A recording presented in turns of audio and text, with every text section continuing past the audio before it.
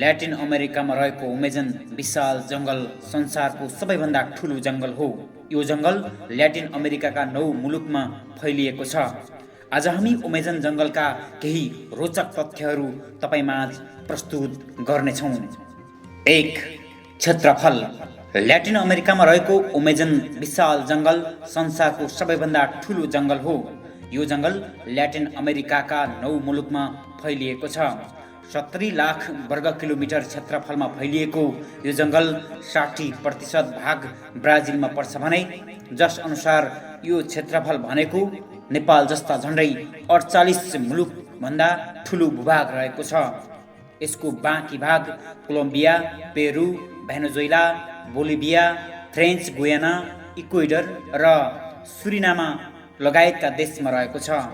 विश्वको कुल रेन फरेस्टको आधारमा आधा हिस्सा अमेजन जङ्गलले ओगटेको छ। 2.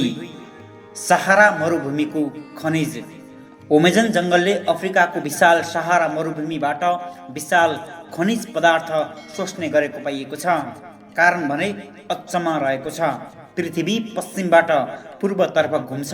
यस अनुसार पूर्वबाट पश्चिमतर्फ बहने हावाका कणहरू ब्राजिलभन्दा ठिक पूर्वमा रहेको संसारको सबैभन्दा ठुलो सहारा मरुभूमिबाट आउने बलौटे माटो र खनिज पदार्थ सिधै अमेजन जङ्गलमा पुग्ने गरेको छ।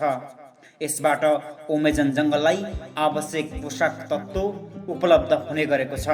एक तथ्याङ्क अनुसार सहारा मरुभूमिको 56% धुलो अमेजन जङ्गलले सोच्ने गरेको पाइएको छ। जङ्गलले धुलोबाट बिरुवालाई आवश्यक पर्ने फस्फोरस उपलब्ध गराउने अध्ययनले देखाएको छ।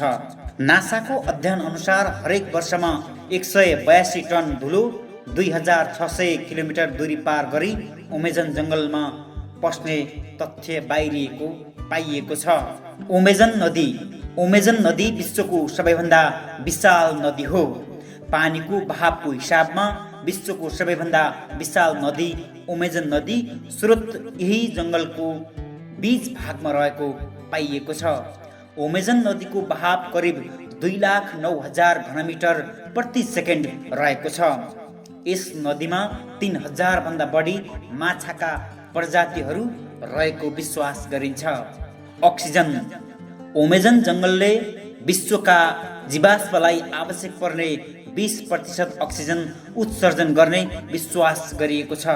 सोही कारण यसलाई विश्वको फोक्सोको संज्ञा पनि दिइएको छ।